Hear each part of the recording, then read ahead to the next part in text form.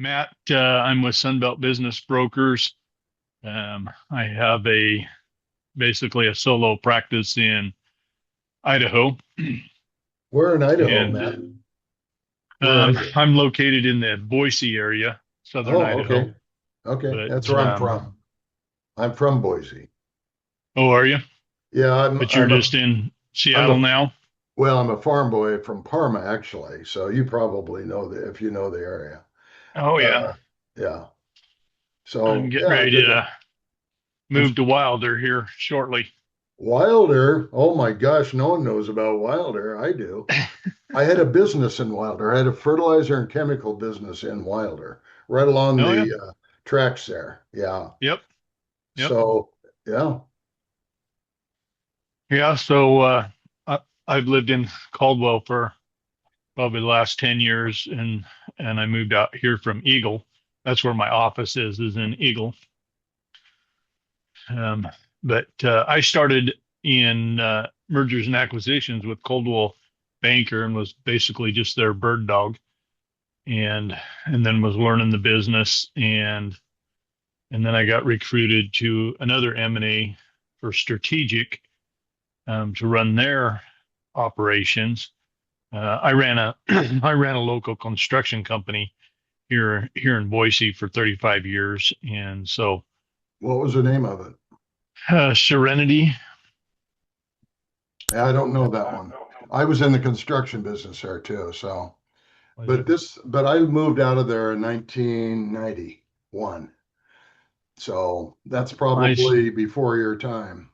I started in '87, Yeah. um, Okay. or really started. I started in '82, but I really got rocking and rolling in '87.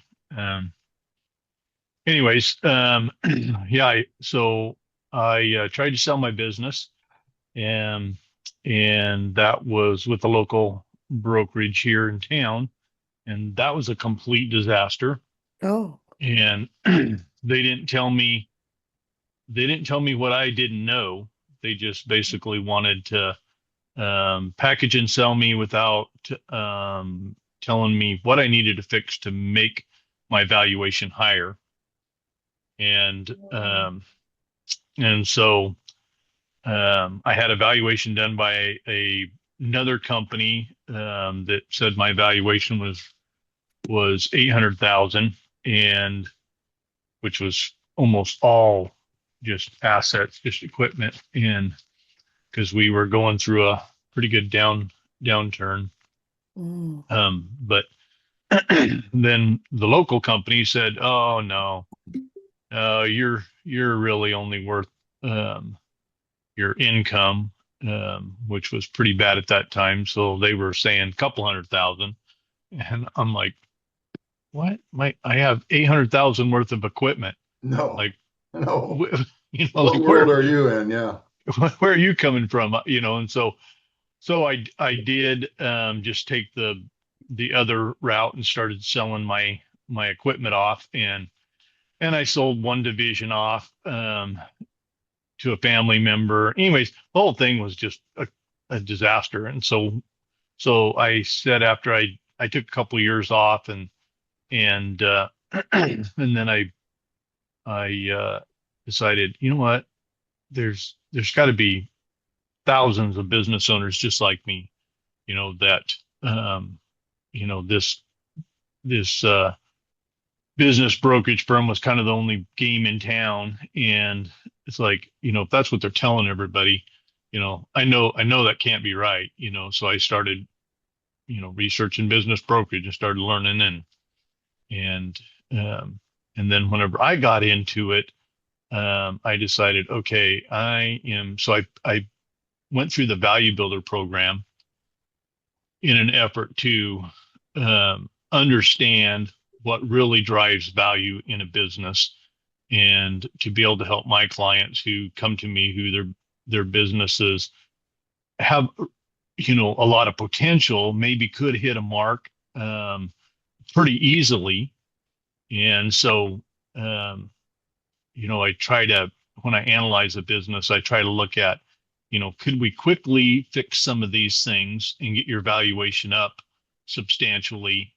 Is it worth the time and effort? And then, leave it up to the clients. But and it's probably about 25, 75% are just like, nope, I'm ready to retire. I'm done. I'm just list it, and whatever it sells for, that's what it sells for. And and we let Yeah. the market kind of dictate that. I try to be pretty conservative on my valuations. But the I'll get 25% that'll say no. I've got maybe 5 years left in me. Let's go ahead and let's work on it. And so that way I So don't you totally can, lose those people, yeah. but I feel like I'm providing a little more value on something that really frustrated me. So you've got your niche there, don't you, Matt? And that's kind of your business model is Yep. you've got a consulting kind of a position plus you'd like to sell and do a brokerage, but you want to do the consulting piece too. Do you ask for anything up front on that? Yeah, typically on the consulting side of it, I try to, it's kind of a monthly rotation. And if I go through and value their business, I try to get somewhere between 1,500 and 5,000. Just depends on the situation, how big a company they are. And then if I'm doing the value builder program with them, that could be anywhere from 1,000 to 3,000, and I've really been discounting that just to, I guess, maybe improve my skills in it, as well as give some of the smaller businesses a good deal. I think they say you should be charging about $1,500 a month on that, for fairly basic, um, you know uh, quarterbacking of that process. But I found that um, I've even went as low as $500, just to Yeah, help somebody out. and yeah. and you know I can always build that into the say a business is worth a $500,000, and by doing a year's worth of work we can make it worth 800,000, or say from 500,000 to 1 million. That's a pretty good stretch in a year, but could happen. Just for for me and maybe for others that don't know, is Value Builder do you get certified with Value Builder? Correct. Yep. And do you pay a training fee and so forth? Yeah, and to be part of their software solution, which essentially runs the consulting platform for you, so to speak, um, gives the gives the um business owner, maybe several of his key people, backdoor access, and you can break it down into you know the owner's things that he needs to do, the CFO what they need to do, the operations manager, and you can break it all down and give them all separate access, and you can be um, you know put specific things in them in there that each one of them need to complete before the next meeting the next month. And so it's nice that way. It's expensive, and really probably I started with them eight years ago.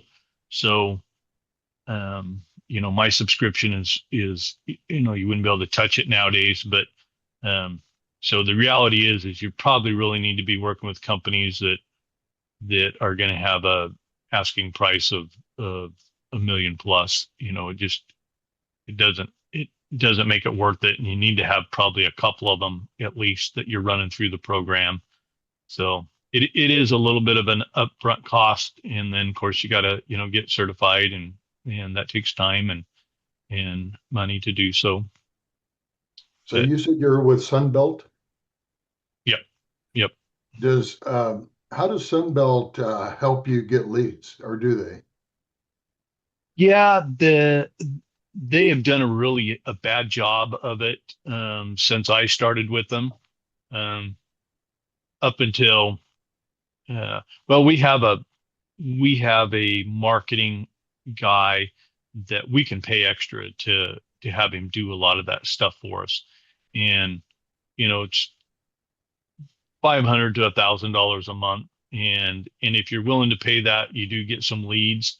Um, but I don't know, they're not always great. I kind of drove my own leads, but this last year, the owner of the franchise, the owner of the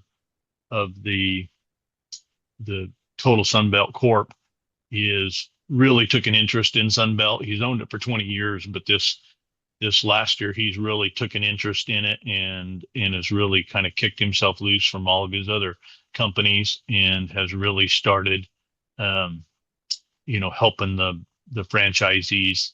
Um, and I think, quite honestly, I think that thanks be to maybe EXP and Trans World and First Choice, because they're getting on their groove, and Sunbelt's one of the oldest um, business brokerage franchises in the U.S. But it's got a bunch of good old boys that have figured it out, and they're pounding it out in their respective areas. But the rest of us who joined later have kind of struggled, and that's changing. They finally brought on a good CRM system and marketing platform that looks like is going to be. Of course, we had to buy into that but so far they they started it this first of this year, and I've got 4 good leads off of it so far. Good, So, good. Well, thanks, Matt.